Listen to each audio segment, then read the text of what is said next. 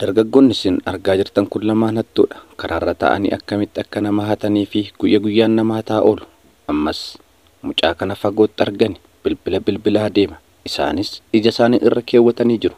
Akkamitti akka hatanis mari'atan ol ka'ani. Maal jechuu barbaaddareeti? Maal jechuu barbaaddaree? jedhanii wal loluutti ka'ani. Hiriyaamte sila nagaa wal faana taa'uu wal qabee warree bu'ee gale. Kaayyoon isaanii kiyyoo kanatti mucaa kana galchuufi mucaa dargaggeessi kunis wal dhiisaa maaloo jedhee gidduu isaanii gore. Ela kun akkuma argaa jirtan kiisii seenaa jira. Kiisii seenis bilbila kiisii isaa keessaa fuudhe itti maraate qoy irraan hin qabin jedhe. Mucaa inni kun bilbila fuudhee jira gatii ta'eef hin sokke. Inni kunis dhaabate ija itti bobaase akka nama dha'uuf ka'es godhate. Dargaggeessa tame kun waan ta'e tokkoyyuu hin beeku. Kallattii maadhanii nagaadha jedhee qajeele. Guyyaa biraa fala biraatiin akkaataa itti hatan mijeeffatanii ammas karaarra qajeelan. Inni kun nama machaa'ee jiru fakkaata. Tabarbaraa deema. Namichi guddaan kun karaarratti itti dhufe. Puh jedhee itti tufe. Namichi guddaan kunis akkam natti tufta? Anatti tufta?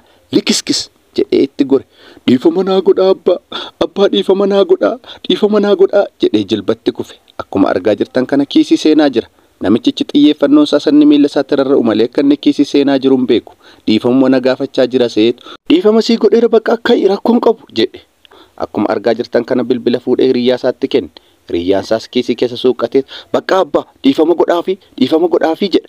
Ammas namichi hattuun kun jilbatti kufee na dhukkuba jennaan.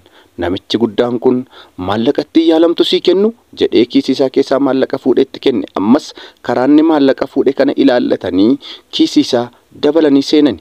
Maallaqa isaas harkaa fudhatanii sokkani. Dhiifama jechaa ammas tabarbaraa qajeele. Namichi kunis akkaataa hin beeku maal namni gaariin akkatti dhiifama nama gaafatu jedhee daandii isaatti fufe. Egaa hattoonni kun lama ta'anii wal faana waan hojjetan walitti agarsiisuu jalqaban.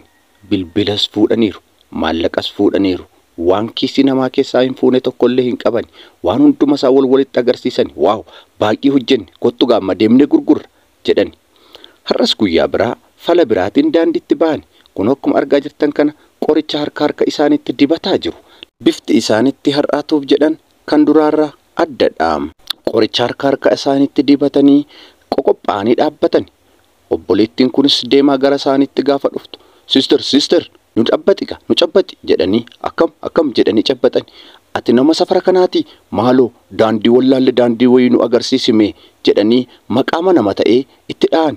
Isheenis erga cabbatamtee booda waan of wallaalteef waan qabdu hunduma otoo nambisiin tokkoon quba ishee irraa baastee borsaa ishee fi maallaqa ishee ho'a bakka singaa miti jettee biraa qajeelte. Isaanis achii qajeelan waan ishee irraa fudhatan. Ammas qoricha kana deebisanii walii kennaa jiru. Dargaggeessi kunis karaa isaaniirra deemee dhufe.